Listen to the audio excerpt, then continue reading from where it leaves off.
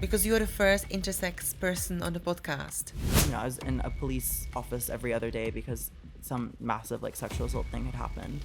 I was being bullied at school, so they moved me between like a new school every year. There's still so many people in the world who think that there's only male and only female.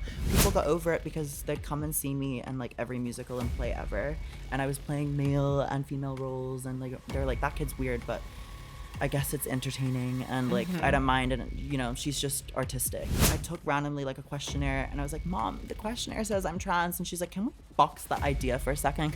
You are trans and intersex.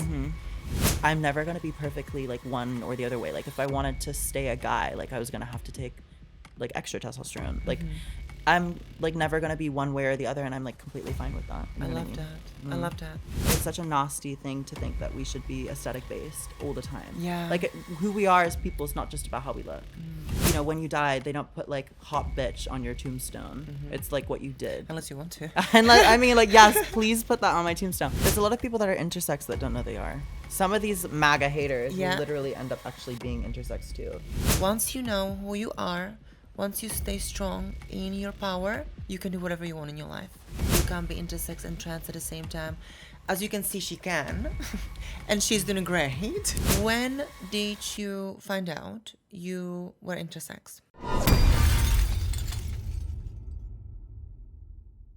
Hello everyone, welcome back to Trans Crash, the podcast where every Thursday we dive deep into life's stories and experiences of trans women, and where on Patreon we talk about everything dating related, all the gossips, all the realness without a filter. So make sure you go on patreon.com/transcrash. Now, today's episode is very special as all of them, but today's episode is special because our guest today is Samsara, who is a trans and intersex woman and a rising artist, exciting artist, and I'm so happy she's in the studio with us today. Hi Samsara, welcome to Trans Crash. Thank you for having me. Beautiful setup. Lovely lady right here. I'm obsessed with her. I think how she smells so gorgeous. Thank you. Thank you so much for being here. You said this is your first podcast before we started, right? So this is my first podcast. So special. Oh no, it's so special to me. She just reached out to me and I was like, heck yeah, I'll do it. So the way how I reached out, okay, I just want to say that because this was so crazy. It was 5 days ago. I saw this amazing viral video on Instagram, and I saw this, and the caption was like, "No one knows we are trans," something like that, right? Like three trans girls, right? There weren't actually trans. Oh, it they was were just not, me. just you. It's just so that everyone. So something like that, yeah. Anyway, something confused. So I was like, "Oh wow, cool." And then I saw the buildings that it was in London. I was like, "This is London," and I was like, "I want her on my podcast." So I reached out 5 days ago, and here we are. Here we are. And I love that.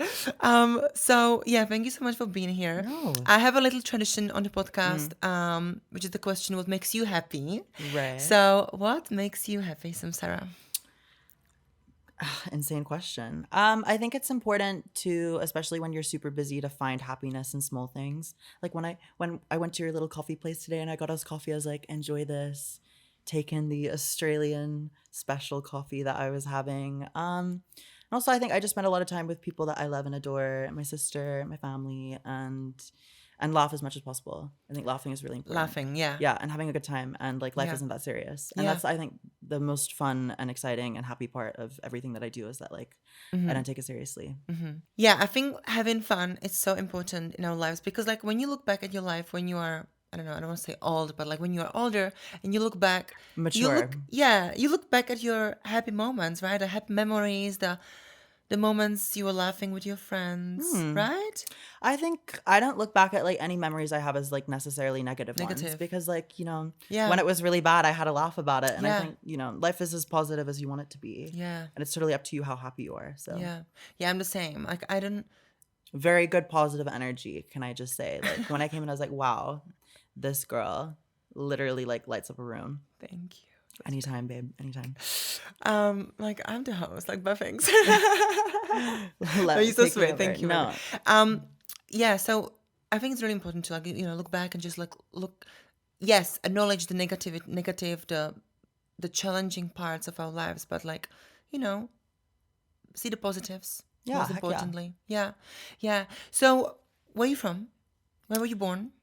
A long story, but I was born in Australia. We had a conversation where we both did a stint in Australia. Yeah. But I was born in Brisbane, and yeah, I think my mom and dad were like a lot back and forth between Hong Kong. They like moved there because my dad took a job there and loved it. And so I think I spent 2 years after I was like born in Australia, and then we moved back to Hong Kong, and then my other sisters were born.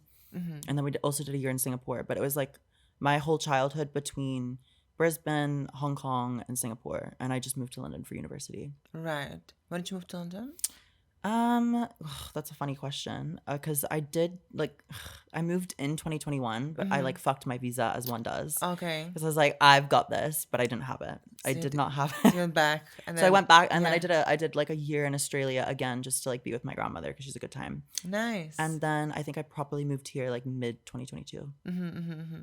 How was your childhood in Hong Kong? You know, it's really different. I like because we'll speak about it later, but when I do like the school touring thing, like people ask me about it, and I think such like a key part of like Hong Kong life is that if you're an expat there, so you're not a local, and you spend a lot of time moving around, you kind of get used to the fact that sometimes people will just like up and move. You know what I mean? And we would have friends as kids, and just one day they'd be like, oh yeah, our family's moving to Dubai, bye, and like you just never see them again. And so we kind of got used to the idea of like people just not being very permanent.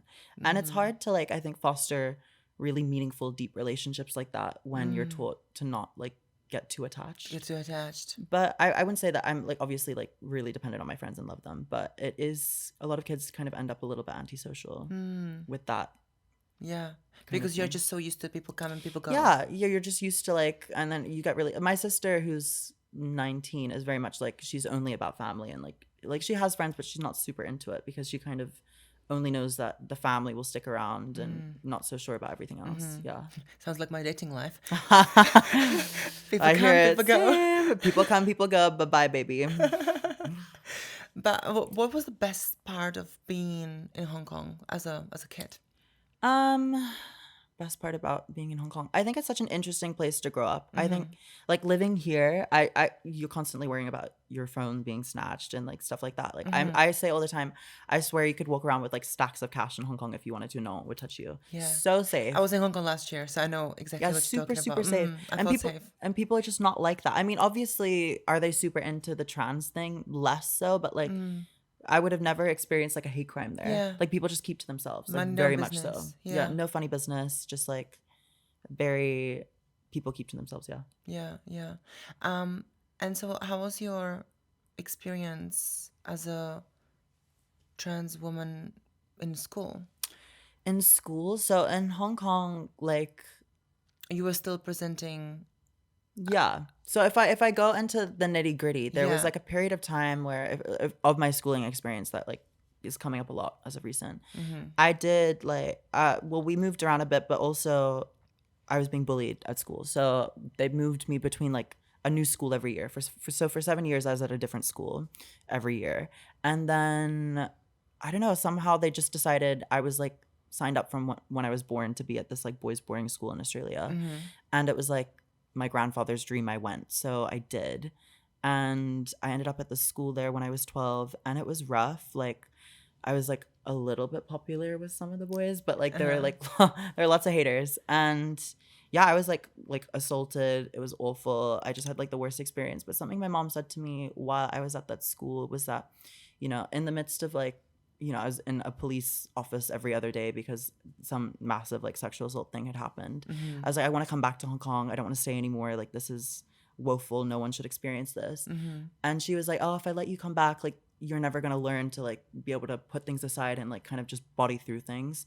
And so she made me stay, and I did stay for like 2 years, and I thought she was kind of wicked for that, but I also think it's kind of given me bounce back skin and just like total resilience to like get up and keep going. And like yeah, strength. And so when like obviously it was like a big thing at that school, like, oh my god, did you hear Sam was like dogged in the boarding house by like 3 boys in the year above? And I had like 3 days off, and then I went back into school like, hello, it's me. And like everyone thought I was really brave for that, and I think people got off my case for a bit, and then I dropped a blog, and then I was like that, and then I left and moved back to Hong Kong. and ended up at like an English school. So you know what A levels are, right? And stuff like Mm-hmm, that. So mm-hmm. I did A levels in Hong Kong and GCSEs, and then I decided to transition there. And then I had a headmistress that was, you know, on board and wanted to help me do it. And obviously, a lot of parents wrote in and complained.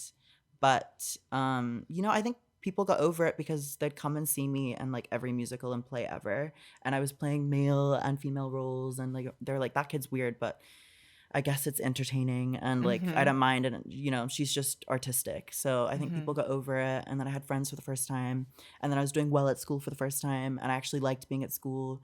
And then, you know, I got good grades and I go to a good university now. But I think it is like all the difference in terms of like how people treat you at school, and you know, the kind of opportunities you're given to have a safe space at school to be successful. Mm-hmm. And so I definitely preach a lot at the moment, like, don't be that person that steals someone else's future, let people be themselves. But yeah, no, transitioning in Hong Kong was wild. There were a few kids that had tried before, but then ended up moving back to like England or Australia to do it. Yeah. It's like, wow, that was such a long answer. Sorry. No, and I love it. I love it. It's you know, makes sense. Everything makes sense. Why do you think you were attacked?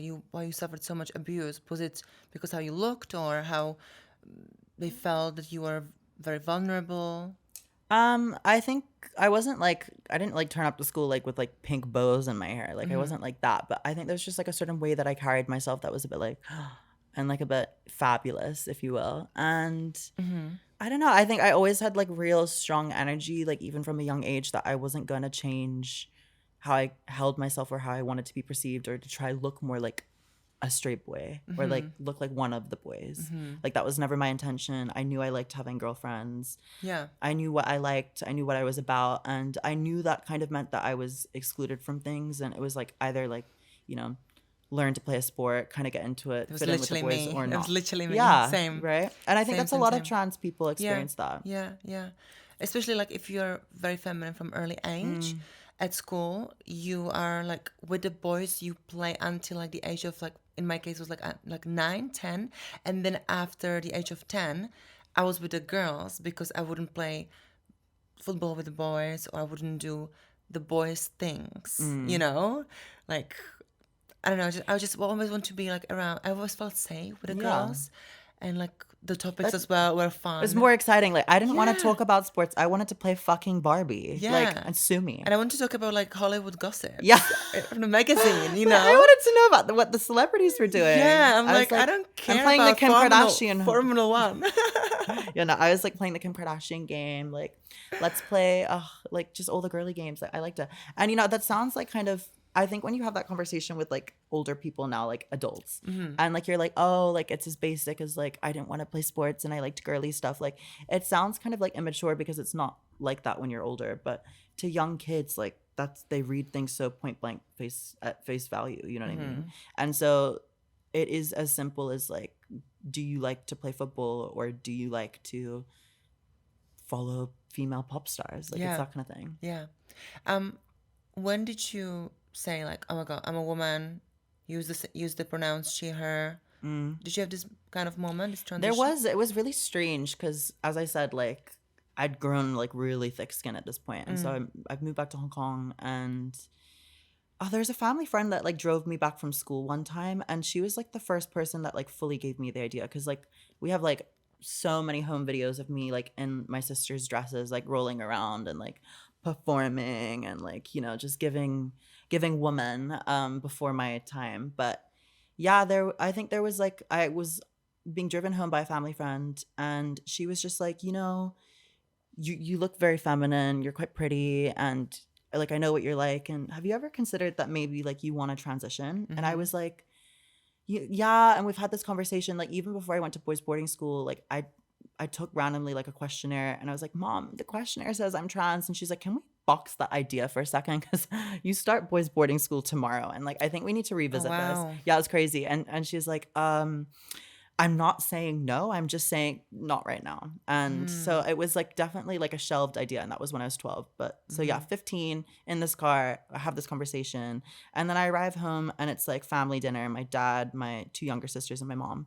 And I just go like, you guys, like, I think I'm going to be a chick now. Like, I think I'm just going to do it. And then my dad kind of said nothing. My mom was like, it's a bit crazy. Like, she has an Australian accent. Yeah. And my youngest sister, who was like maybe 5 or 6 at the time, she's like, I don't want to not have a brother, like sobbing. And then the other one, who's like, She said she wanted a brother. no, she said, yeah, she didn't want to not have a brother. She was like, Right. because she obviously, like, when you're 5, like, of course you don't fucking understand the concept of that. And so she's sobbing. And then the middle sister of mine, Allegra, just said nothing. And she didn't speak about it for 2 years. Not that she was like against it. And obviously, like, we're super close. Like, she's my best friend. She didn't know how to process that. Yeah, maybe not even process. Like, I think it wasn't like a rejection of it, or like I don't understand. It was just kind of like, she's not very big into confrontation.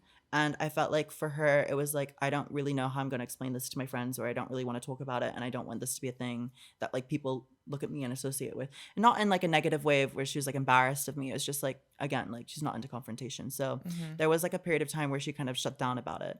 But, you know, we are best friends. But yeah, it was definitely like a moment where it was a bit like shocking for everyone. I mean, not surprising, but a bit like unusual. And my mom was like, you know, a supporter, and she helped me do it. She was really hard on me at the start, in fairness, and not in the way that she wasn't going to let me do it, but she was like, if you're going to do this, we live in a conservative area, and we live in like, you know, people are going to have opinions, and this is going to be a hard road. And you need to somewhat like present a certain way, because people are going to look to critique you no matter what you do. And so it was a lot of like, you can't do your makeup like that. You have to wear things like this. This is how your hair should be done. Like, if you're going to do it, like, let's go all the way. Like, let's not do it half-assed. Right. Which I'm like in two minds about, because I think it's such a nasty thing to think that we should be aesthetic based all the time. Yeah. Like, who we are as people is not just about how we look. And you know, when you die, they don't put like hot bitch on your tombstone. It's like what you did. Unless you want to. And like, I mean, like, yes, please put that on my tombstone. But like, it's not what they do. Like, they talk about what you did and like who you were as a person, not like what you looked like. Though I unless you're Marilyn Monroe, like her face lives on forever and ever and ever and ever. And you know, no one's ever gonna look as good as she did. I can't lie.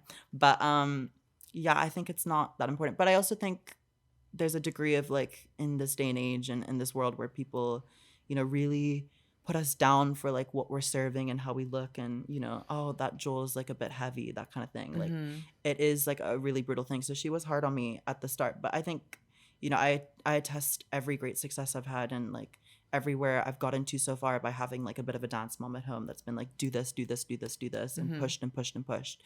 And yeah, she's my biggest cheerleader. Yeah, I ended up doing well at school, but she like really pushed, you know what I mean?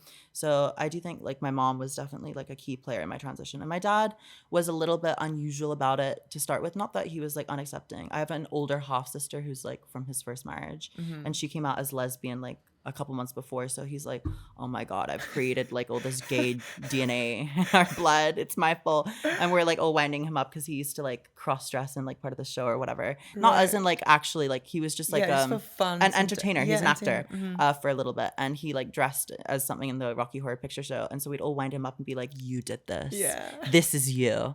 And he'd be like, oh my God. But no, yeah, he's cool. And he's definitely been in my corner a lot as well. But it was a bit shocking for him as well, because again, like people are just really judgmental, and it's not like when someone decides to transition and your family's still like around and like, you know, in the picture, it's not just you, it's the whole family. The whole family's going through something where people are going to talk about it. And a lot of people don't like being spoken about. Like, obviously I want to do music, I want to be a pop star, I want to be seen, I like having my photo taken, like, you know, that's my choice, but that's not everyone's choice. You know, the rest of my family doesn't like have this ambitious dream to be like a public topic all the time. So it is like, in very fairness to them, like a really shocking thing that they had to go through too, I think.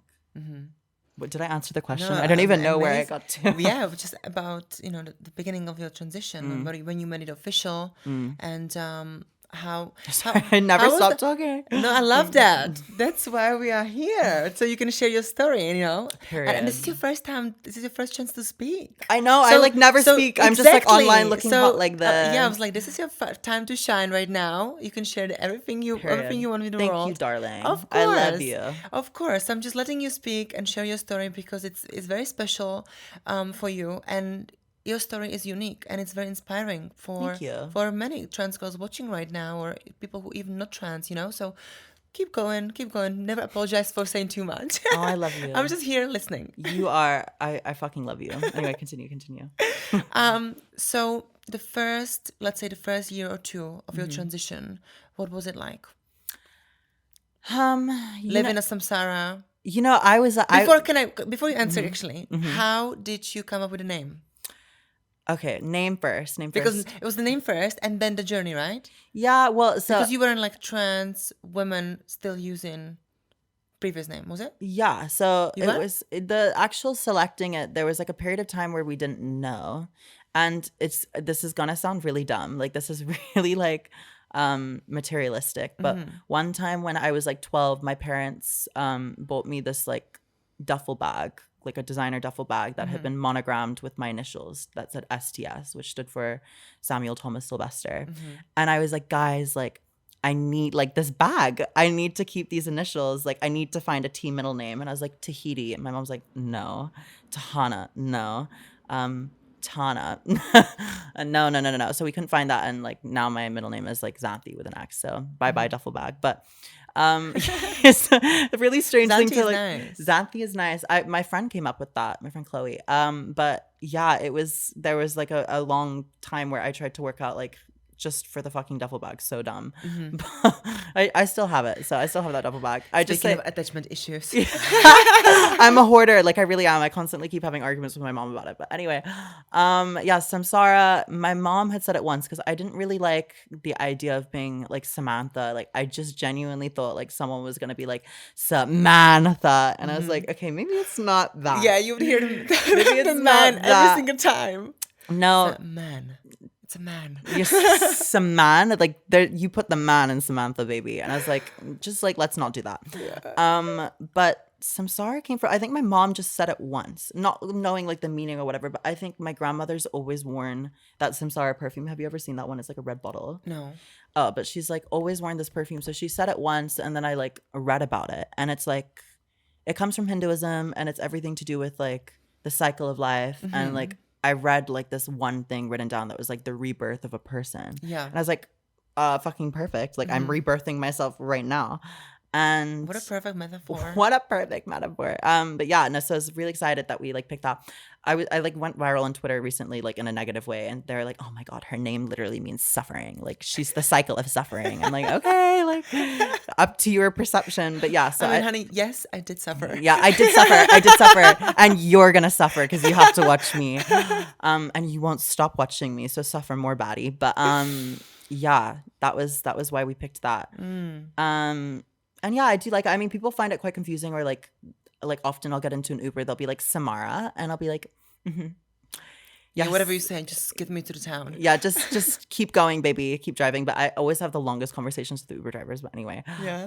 but yeah, that's how we picked the name. You and talkative with the Uber drivers? Like it's always like we end up and they're like, do you want to get married? I'm like, oh no, Here we go, like, yeah. I don't know how we got here. But yeah. It's always like a long, I never shut the fuck up. It's like, this is why I can't live in London either. Like, it's very dangerous for me. Like, I'll be walking around and some person that's like obviously a problem will be like, hey, you with the blonde hair. I'll be like, yes. What is it? Like, let's have a conversation. I do need to learn to shut the fuck up. Yeah. But anyway. I was the same moving to London. First year when I moved to London, I was just, from freshly from Australia, so friendly. Like I just wanted to be friends with everyone. Because when someone stops you in Australia on the streets, It's a good thing. you stop as well and you talk to them and you listen to them.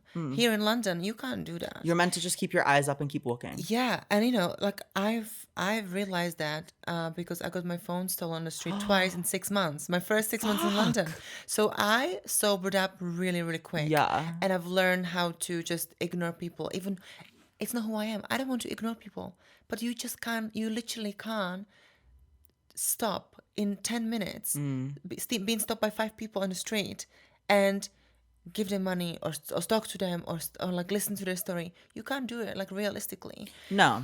So it's like you And someone wants to talk to you like every 2 and seconds. also like and it's like also safety and like and then being trans, it's like am I safe all the time? Am I safe? Yeah, because the I feel like anxiety. my I opinion just is ignore people now in the streets. Yeah. Unfortunately, like that's not who I am, but I just had to.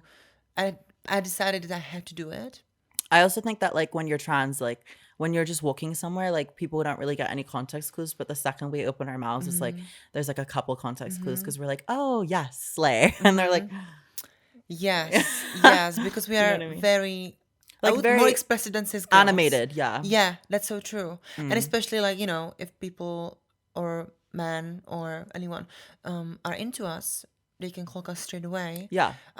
based on these signs, Yeah. as you said. Or like So it's especially like like I always always like, am say I safe? Like, is he a suppressed transphobe? Like, is he into the dolls? Is he just gonna is it attack me? Enter the Dolls? Yeah, because it's like, because especially if he's around friends and he is not comfortable with his sexuality and his attraction, his anger, his rage inside of him, he's just gonna put us down in front of his friends, Yeah. in front of them, because Is it closet body? yeah, yeah, yeah. So for these reasons as well, I just stay quiet, unfortunately, and I only get loud and expressive when I know it's safe. When you're with the gays. When I'm with the gays, when I'm with my friends, when I on my own show, When you're on your show. so I Be can as talk and trans as talk and talk. possible. Yeah, viva la trans!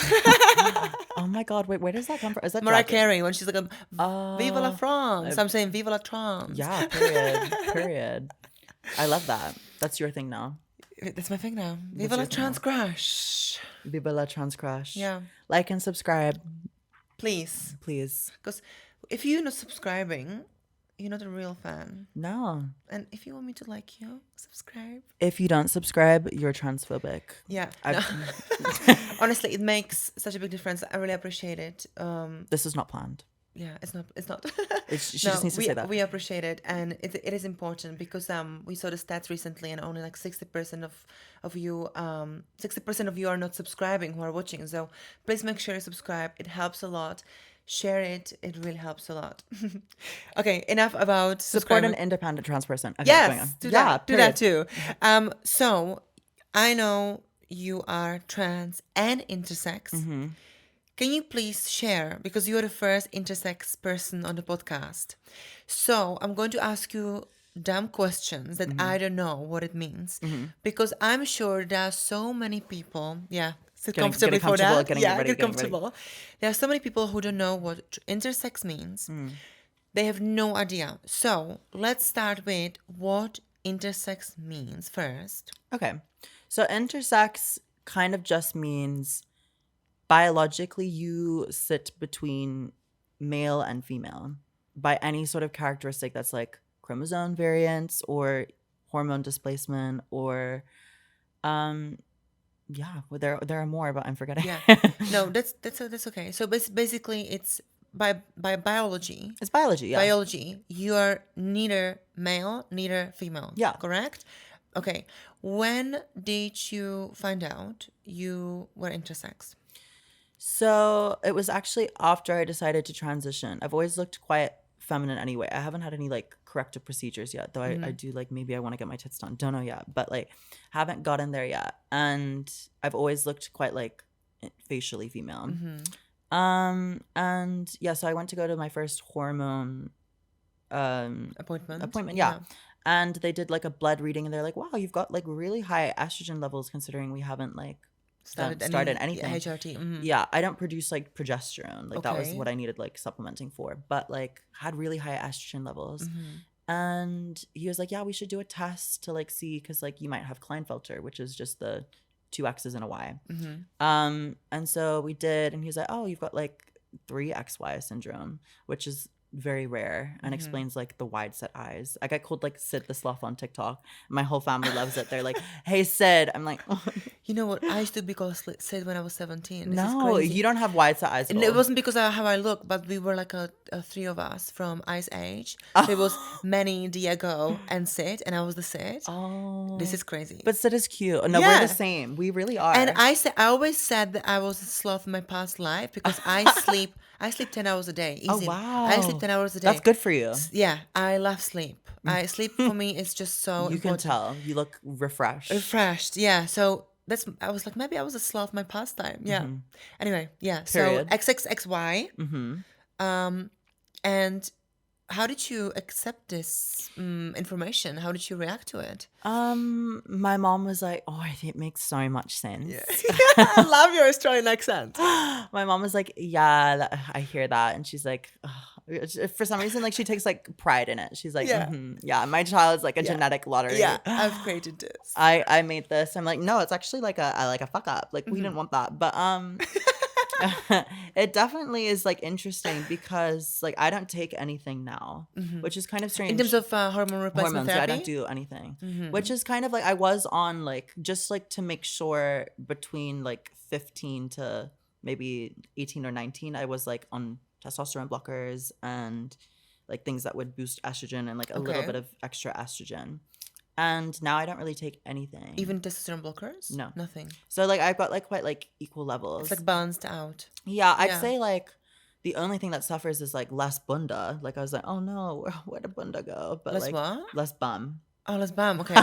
Like it's like it like clocks out. No, I still like the bum, but like Yeah. it like If you started taking more hormones, would it be dangerous for your body? no, I don't think Or so. like, no. I think I don't know. Like, would you, because obviously most of trans women who take estrogen, they notice, the fat distribution in your body bigger, especially in your bum, hips, breasts, Yeah. face as well. So I'm wondering, like, what would happen if you started HRT? So with the actual intersex condition, like I already had like what we thought was like love handles, but I had hips. You know what I mean? Like I'd already kind of had a more feminine figure. Not like, I mean, obviously I'm not the most feminine. I'm like a bit boxy now. But 'cause I got not skinny. super masculine Not either. super masculine either. Like I do exist like in between the two. And like that's something that it also like kind of earlier on when I started transitioning and like took myself more seriously as like a very like I'm a transgender person, I'm a transgender woman, I'm trying to look like a cis girl. Like it was like a lot more of like I wanted to be on like the strongest hormones I could be on, and I wanted to go to a certain point, and I wanted to wear the most extensions. Super high fat, Super high femme, yeah. super high femme. I say that now as if like I don't have like extensions galore, but yeah, I think at the time it was like really stressy to me, but because of like accepting that more and like leaning more into the intersex thing and kind of being really content with the fact that I'm never going to be perfectly like one or the other way. Like if I wanted to stay a guy, like I was going to have to take like extra testosterone. Like I'm like never going to be one way or the other, and I'm like completely fine with that. You I know what love mean? that. I love that. Yeah, it's beautiful because you can just because you're different doesn't mean that something is wrong with you, right? And there are so many people who are cis people, trans people, and then you got intersex people. But intersex people are very, very rare. There are still so many people in the world who think that there's only male and only female. They don't even know that intersex exists. There's a lot of people that are intersex that don't know they are. Some of these MAGA haters Yeah. will literally end up actually being intersex too. People don't know it. There's not enough representation as well. So there's not enough knowledge for cishet people or people who don't know about intersex people who are not part of the LGBTQIA community. And also, I feel like it's because there is not enough representation. People don't talk about it enough. People don't know who trans people are, right? Yeah. What is your take on that? I think I mean, obviously it's like one of those things where every so often I'll see like people having a trans debate and they'll be like, haha, well, you're wrong because, one of the things is like men have XY chromosomes and women have XX. Yeah. And then they're like, well, you didn't know about intersex people. And that's like sometimes the only time I see it brought up on the internet because I don't know, like, as I said, like a lot of people don't know that they're intersex. And like a lot of people that would have like maybe Klinefelter syndrome, which is the 2XY one, just don't know. So it's one of those things where it's just not very mainstream. And the first time I did go kind of viral on TikTok was talking about being trans. And then I was like, oh, I'm intersex and I have this condition. And a lot of people were like, oh, well, you're the only exception then. And like, you're the only one that I'm okay with being trans. I'm like, well, no, that's not why I made the video either. And then for a while, then I stopped posting about it because I didn't want to be like something that was used against my own people. Did you feel like you were under the pressure to be either intersex or trans? Yeah, there's a lot of people that say that they're like, oh, because you're intersex, then you're not trans. Like, you've always been that. You know what I Yeah. mean? Like, and like, you're not part of that, and that's not your community, which is, I disagree with, because for still the majority of my life, for 15 years, like, I was a guy, and, you know, even though I wanted to be trans, or, you know, I wanted to be a female and I wanted to have long hair, like, I still You were enjoyed being, representing. yeah, I was still maybe like a young gay guy, a young gay boy. Yeah. I loved life, and I took in and enjoyed as much as I could. Like, you know, that was still part of my story and experience, and I do feel like a trans person, you know what I mean? But it is like, as I said, how can I service the girls, the dolls, my people, and like spread that awareness, but also not be weaponized against that. Well, listen, there'll always be someone who will have problem with you, you know, like you can't be intersex and trans at the same time. As you can see, she can. And she's doing great. Thank you. Yeah, you must be so strong because you are so unique. So unique because now I know so many trans girls, you know, I know so many non-binary people, but I've met only once one intersex person. By the way, it was in Sydney as well. Her and you. Yeah. So I met two intersex people in my life, and I'm so glad and happy. I love you. I'm so glad you are here and sharing this with us because it's so important. I'm sure you're the first intersex person for so many of our listeners or people who are watching this podcast right now, because there is not enough representation, there is not enough stories, and I'm so glad you are here and you are the right example that trans intersex people exist. They can be trans, they can be intersex. This is your unique story. There is not right or wrong. And if someone's got a problem with that, that's on them. Yeah. Nothing to do with you because that's your unique story. And people just should shut up and respect it and accept it because that's your story. Exactly. You know? And if their minds are limited, that's their Exactly. issue, you know? I just want to say, like, I have a new saying that's a really big thing. I don't have haters, only super fans. Yeah. Because the haters are the ones that give the best views because they watch it to the end and then they comment and they come back to comment some more and they fight people. Like, you are they're super pushing fans. the algorithm and you are a super fan, and I appreciate it. I also feel that that's such a real thing, and like in terms of when I compare myself to like other artists and like musically, like there's this one girl that I really like and I love her music now, but like I started out being like, oh, like whatever, and then I'd listen to it to hate on it some more, and then I was like, wait, I'm a fucking super fan and I love this. That is just what it is. Obsession is fandom. Yeah. It is. Yeah. Just But it's also important to, educate everyone and just live your life and lead by Yeah. example and just be happy, be joyful, enjoy the things you do, and educate and inspire on the way. Yeah. Because I think you and me, we definitely are here to make some sort of impact in the world because we are both very strong women. You know, I'm a Virgo moon, she's a Virgo sun, but we do have a purpose. We are both artistic and we are different. But as you know, when you are different, you need to be strong because not everyone will agree with you and not everyone will support you. Exactly. But once you know who you are, once you stay strong in your power, with feet on the ground, you can do whatever you want in your life. Period. Yeah. That's how it has to be Speaking said. of artistic part of you, you are an artist. You're a singer, performer. Performer. Tell us more. Songwriter. Tell us more. Well, so as I said earlier, I used to do lots of musicals and plays. And yeah, it was a great fucking time. I just loved being on stage. I was like, yes, clap for me, clap for me. And then it was always like I thought my path was acting. And you know what's so funny about the transition thing? What? I'm just laughing. We are so same. Really? So same. Like everything you say, like performer. I want to be actor. I want to. It's I not was too gonna go to late. drama school. You know, I I'm a almost went to performer. drama I'm a school. performer now. Like You are. I did my way through Britney. But like I want to fucking- be musical theater queen. Like I want to be all of that. You know, like we are so same, babe. Can I just say as well, like my Britney Spears is like my number one. I've seen every available video there is of her on the internet. You know, when people are like, I love Britney, I'm like, you don't love her like I do. Like I've seen like unreleased things. Like, you know, I follow all the Vault pages that like I'm a deep, super, super, super fan. Listen to everything, listen to every unreleased thing.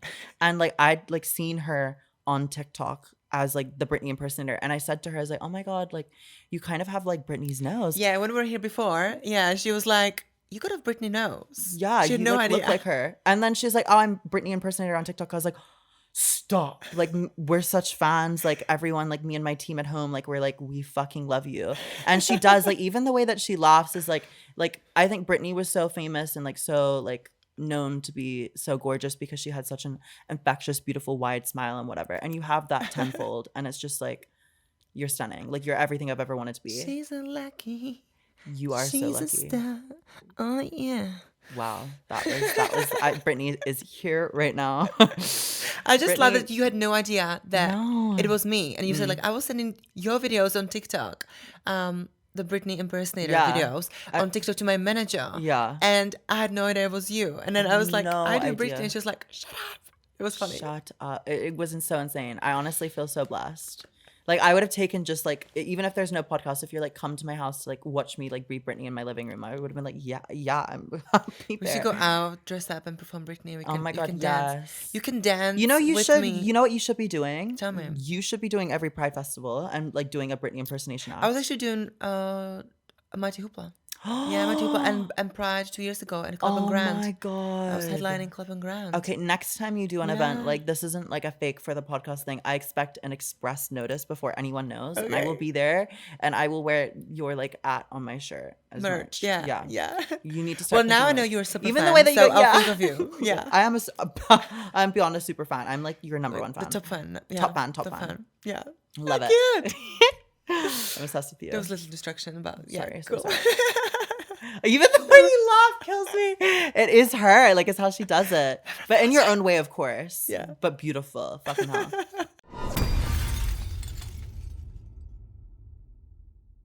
You sit down and you're writing a song and it's like something really deep and personal. Like, I wrote a song about like how much I love Ozempic. You know, there's so many people that don't need to do these things, but you know, how can you blame them? Like, they're so attacked all the time. Like, they're looking to do things to make themselves feel more full. Yeah. We're calling it sword fight. I haven't said that before. Sword fight. Yeah. Love it. Love it. I don't understand why you're such an intense hater and like you're consuming so much trans content when it upsets you so much. I'm like the first trans artist to do it in the UK. I think there will be still things like more laws that come out that kind of make it harder for us to exist. Social media and representation can only inspire you, but can never make you trans. It is not like something that was invented in the last 10 years. It's just like become like a political topic. You know that thing that like guys do with their dicks? Blah.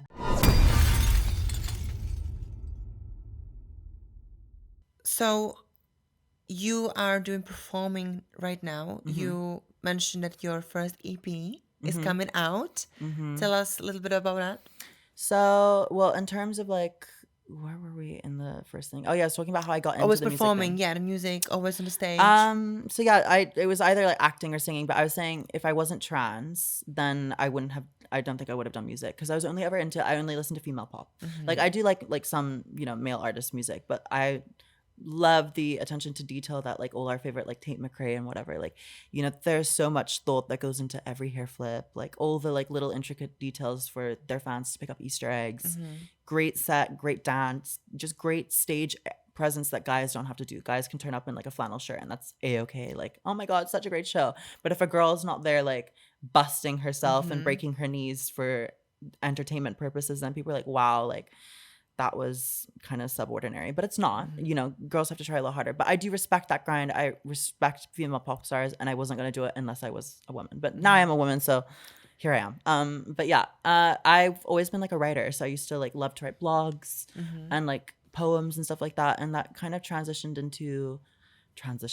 into doing music and writing my own music. And it's really important for me that sometimes I make music that I am the only writer on, which is quite hard to do because it's a lot of also like you're the only person that you bounce ideas off. So you have to like really work out yourself how to perfect it and when to decide that something's done. Obviously you have like people that guide you and be like, oh, I think it needs this or I think it needs that. But it is mainly like you that is like the the dictator of that track, the person in control and that has like the authority to make changes. So it is like a strange thing, but yeah, I love to write, love to create, and then once I've done all of that, but like I have been collaborating more. I've had to learn how to do that. It's strange to have other people in the room because say you sit down and you're writing a song and it's like something really deep and personal. Like I wrote a song about like how much I love Ozempic.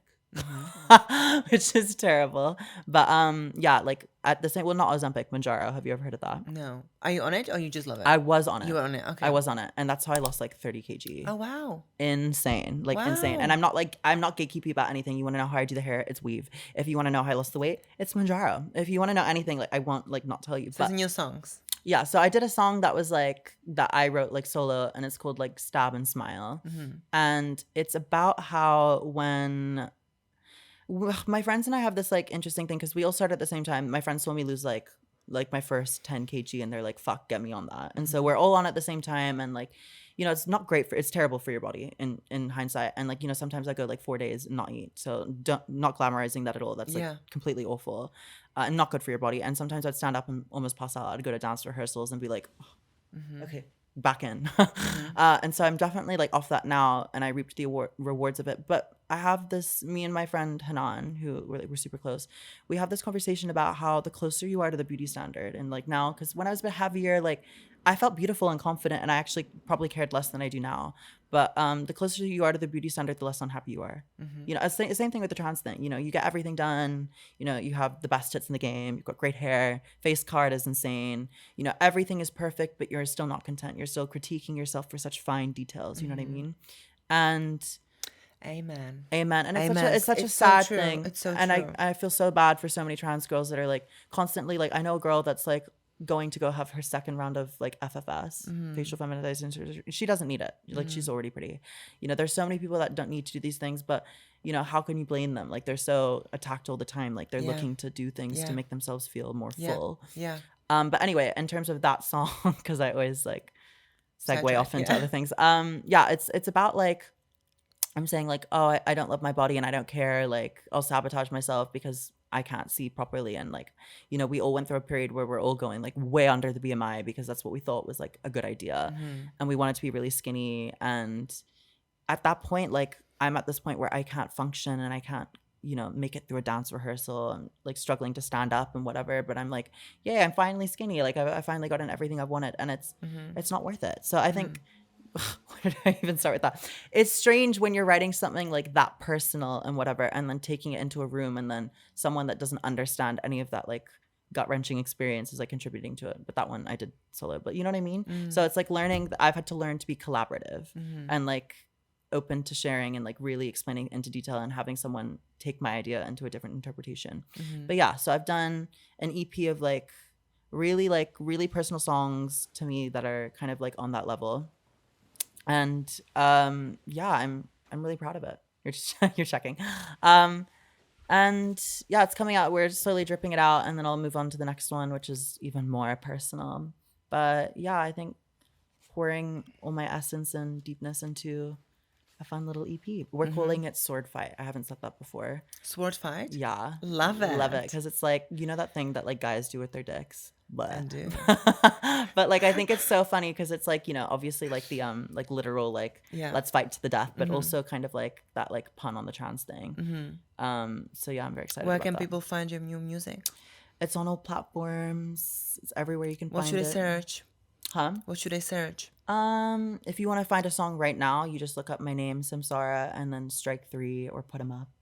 Are my first 2 singles that I did that I love. But yeah, otherwise just Samsara and a music title, or find me on Instagram, SAMSRRRA. How do you feel like you're perceived as a trans woman, as an artist, comparing to other cis artists?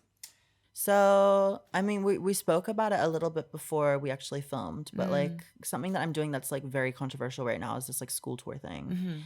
Have you ever heard of one of these? They send a lot of UK artists and sometimes American artists too around like different high schools in the UK, and it'll be like year 7 to year 10 maybe. Yeah. And you have to give like a speech about mental health or something that's relevant to your like artist identity, and then Okay. you perform for them. And the Right. idea is to pick up like hundreds of young fans because they're into pop music, they're very Yeah. interactive. You know, and they're the best audience for it when you're starting out. And so I'm like the first trans artist to do it in the UK. And I've been like sledged on the internet, like completely like across Twitter. I had like so much press about it. I think the first one was like Pink News was really cool. And then everything after that was like misgendering articles, which I don't really give a fuck about it. Like I have a line in my song that's like, It's horrible. call me a man, I couldn't care less. Like I like it's not like, you know, the people that I love and I need to like Yeah. identify me in a certain way or whatever they do, and everyone else it's like as long as you're talking about it, I don't mind, I promise. But yeah, it was strange because it's not bad for me to read articles like that.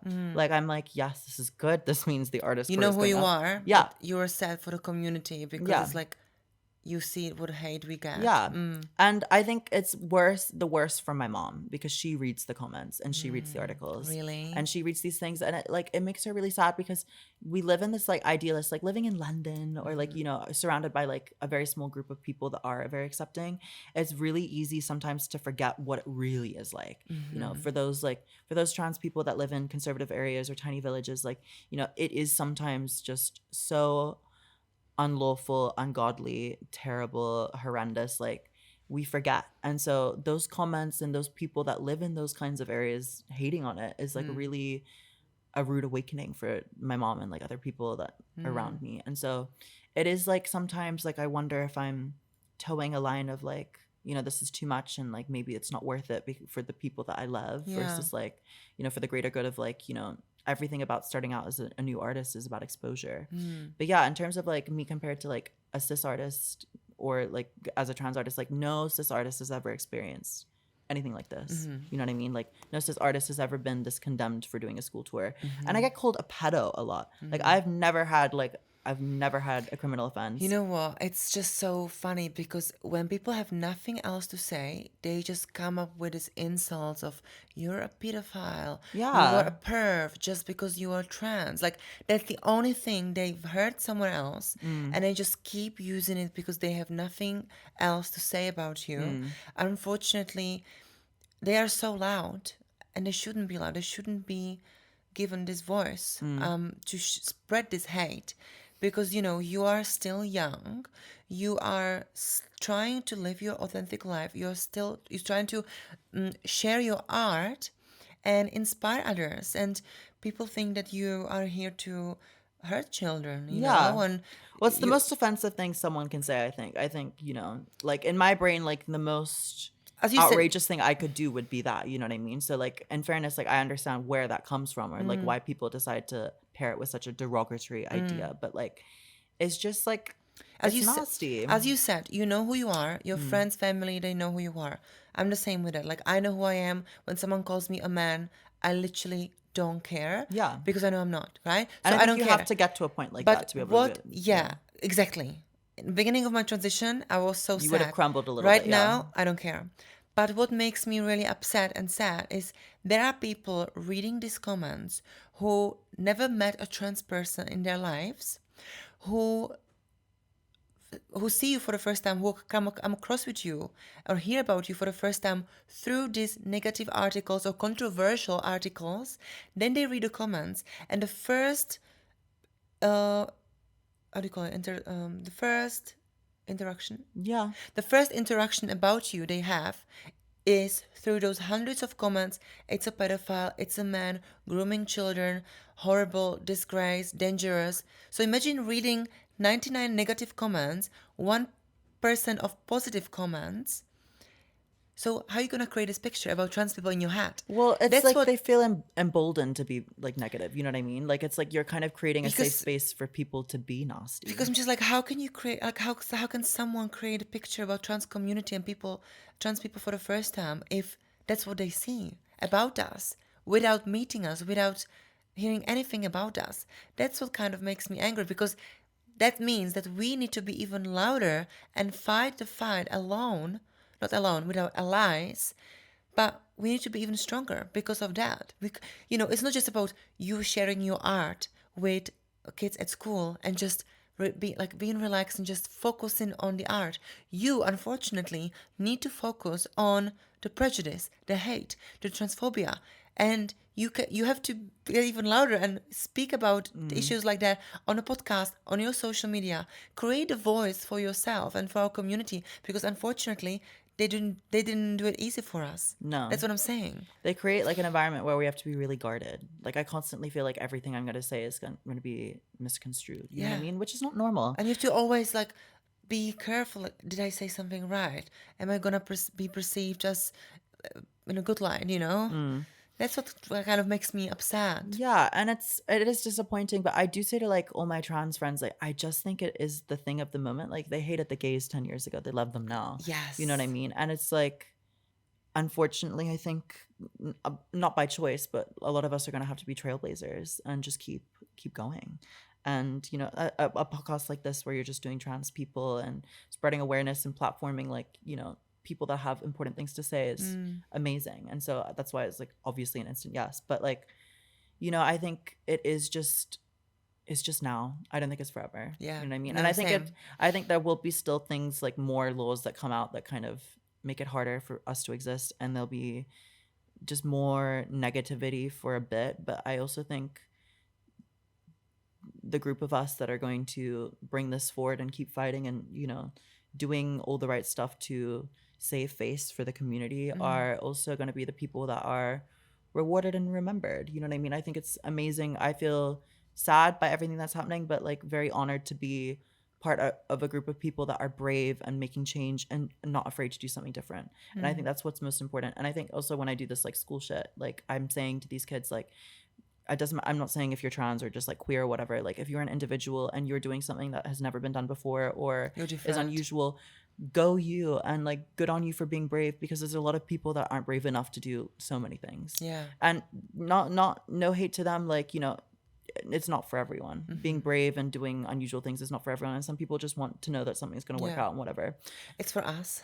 It's But for not us. for everyone. It's not for everyone, and that's okay. And I say like my friend, I have a friend that's like quite against the idea of like live and let live, and she's like, it's not enough to just tolerate trans people. Like people should accept and like let people live happily. But I think at this point where there's like such negative discourse, I say to a lot of people, I'm like, you don't have to like consume anything that you don't want to see. Like I don't understand why you're such an intense hater and like you're consuming so much trans content when it upsets you so much. You know what I mean? Like I'm not super into like I mean I don't think anyone should be into like Andrew Tate-esque stuff, but like if you're into like that kind of idea of like I want to go back to like a 1950s household where I'm a man that provides for the woman and that's it, and like stream that content. Like there's like a whole world that you can just like only have that content, and that's completely fine. Like I mean not the Andrew Tate stuff, but like Example. just in general, if that's your people and you find some pick me one some girl that just wants to be like a housewife and doesn't have any ambition outside of that, and that's like the life that you want to live, like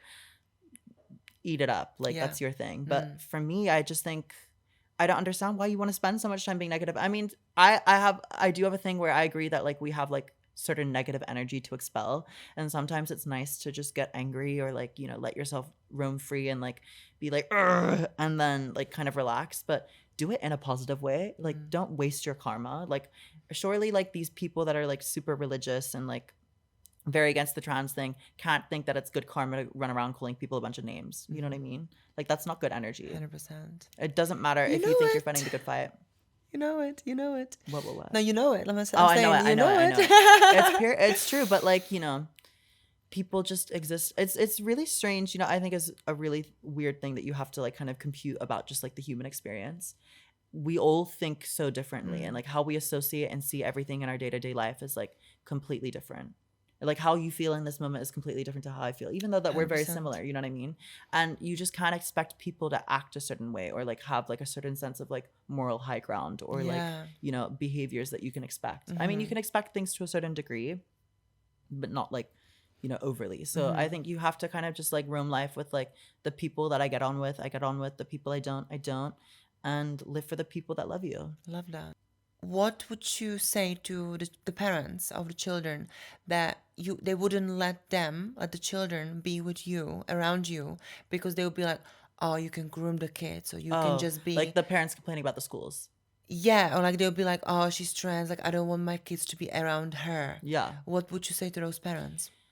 I mean, there's a lot of like, I mean, even some of my mom's friends, like I heard from, not from my mom, like from someone, like I don't want to name names, but The there goss. was there's a bit of gossip that they're like, it's weird, and like, like what if like it's confusing for kids, and they think they're trans but they're not, or whatever. I'm like, I mean, if your kid is trans, like I'm not, like it's not me that's gonna be like, you should, like I'm not going in with like one of those like Matrix-esque like you are a chip thing. You know what I mean? Do you know what I'm describing? Like that weird thing that's like you're gonna forget this or whatever. Like I can't make anyone do anything that they don't want to do. And it's not like I'm going in or telling anyone to be a certain way or like you're gonna be this.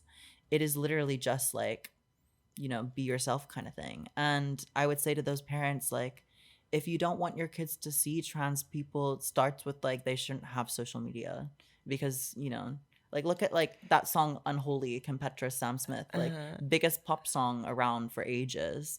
um that was a trans led song. They're both trans on that track, and there's Yeah. trans people everywhere, and they govern kind of like entertainment and politics. Well, not politics, but like, oh yeah, technically politics as well right now. But yeah, I mean, trans people invent like a lot of what is music today. Like Yeah. every music session I go into now with like a producer, like they're picking out of, do you know who Sophie was? Yeah, The yeah. Yeah, they're The one she picking died in out. Greece. Huh? The one she died in Greece. Yeah, and fell Yeah, off a roof. yeah. Terrible. Like honestly, love to her. But Yeah.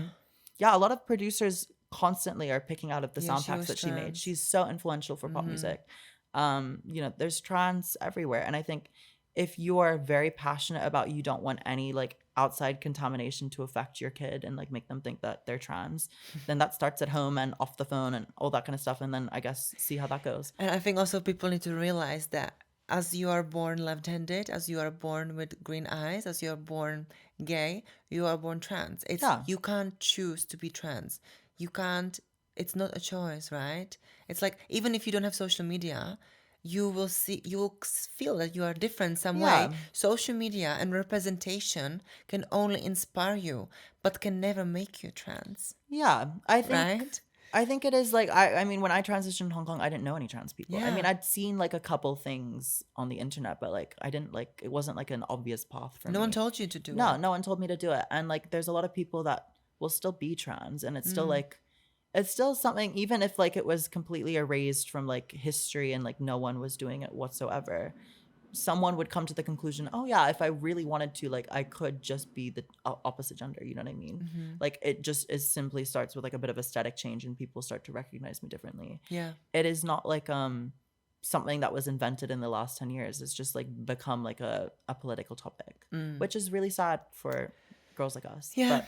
But it is just how the cookie crumbles sometimes. And yeah, I think people really need to pick a different fascination. Like it is, surely you're so bored of hearing about, oh, and now they're talking about this, and oh, now the sports thing. And like I think, the sports thing can be sometimes like a case by case basis thing, and like it is very controversial, but also like I'm of the opinion, I'm one of the trans girls that like has no advantage to anyone. Like like I wouldn't slay anyone at football. Like you can Yeah. have the sports babe. Like that's what you want, have it. Yeah. But I mean, I really feel for that, that young athlete in LA that was like just condemned by Trump. She was like 15, the trans one. Have you seen her? No. I can't remember her name, but she's being gunned on so hard on the internet right now. Oh no. And she's so gracious with it. Like she just keeps going. Like I think people really, it is just the thing of the moment, as I said. Yeah. So obsessed. Okay, Samsara, last question before we go on a Patreon.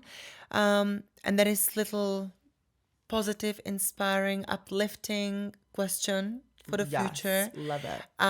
What do you wish everyone knew about intersex trans people? What do I wish everyone knew about intersex trans people? That we exist. And that it's not as scary as you think it is, that it's unique, that it's kind of cool. Like I think I feel really cool for having something that is just like inherently a bit different and like a bit out there. And yeah, I think it's, I don't know, like an honor. Yeah. I enjoy it. And I think that it's something that if you are intersex, and there's a lot of people that are intersex that will remain like, the more dominant gender, you know what I mean? So there's some people that have Klinefelter, most people that have Klinefelter stay male. And that's totally fine. And these things are not anything to be ashamed of or embarrassed of, but rather just at least congratulate yourself for being an anomaly, because anomalies are cool, I think. Yeah. Beautiful. Thank you Beautiful. so much. Thank you so much for being here, for sharing your story, your journey, your experience with us today. Our episode is super special because you're the first intersex person, and I really appreciate your time and being here and sharing your journey with our listeners today. I feel like we have so much in common. I can really see myself through you because we both are entertainers. We both want to do big things. Britney minded. We want to Britney minded.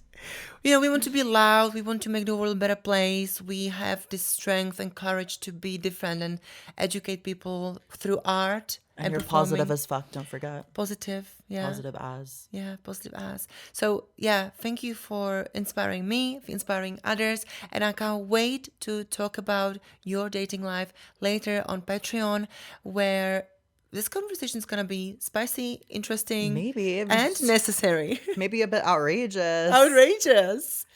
Come on, chasers. That. Come on, chasers. Get on the Patreon. Patreon it is. Yeah.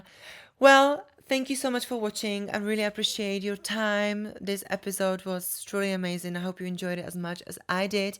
Don't forget to subscribe. If you have any questions, comment.